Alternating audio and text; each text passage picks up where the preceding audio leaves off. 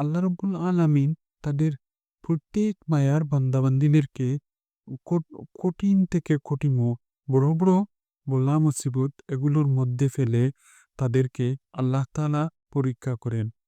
তিনি মূলত আমাদের প্রত্যেককে এই কঠিন পরীক্ষা করার মূল কারণ হচ্ছে যে আমরা আল্লাহ তাআলার উপর আমরা কতটুকু শক্তিশালী ইমানদার এবং ধৈর্যশীল।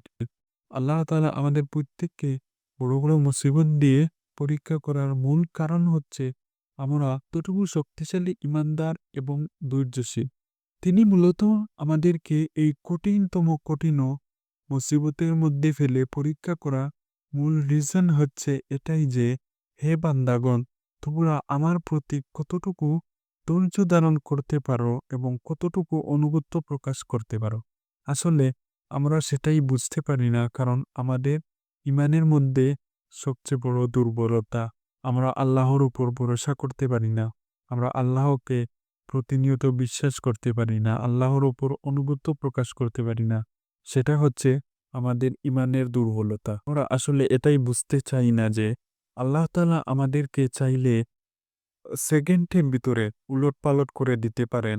সেটাই আমাদের ইমানের দুর্বলতার কারণে আমরা সেটা বুঝতে আমাদের পক্ষে অসম্ভব হয়ে ওঠে। আমাদের প্রত্যেক মুসলমানদের একটা অভ্যাস হচ্ছে যে কঠিন কোনো বিপদ-আপদের মধ্যে পড়ে আল্লাহর উপর আমরা দোষ দেই। আমরা আমাদের দুর্বলতা খুঁজছি না। আমাদের কোনো ত্রুটির দিকে না তাকিয়ে আমরা প্রতিনিয়ত আল্লাহর উপর দোষারোপ করি। অনেক সময় দেখা যায় যে আল্লাহকে নিয়ে অনেক কটাক্ষ কথাও বলতে থাকি।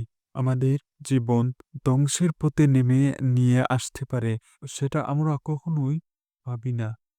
আমরা সেটা বুঝতেই চাই না যে আল্লাহ তাআলা তো আমাদেরকে তিনি নিজেই বলে দিয়েছেন যে, হে বান্দাগণ, আমি তোমাদেরকে বিপদ-আপদ যেমন দিয়েছি, তেমনও সেটা থেকে বাঁচারও রাস্তা আমি তোমাদেরকে দেখিয়ে দিয়েছি।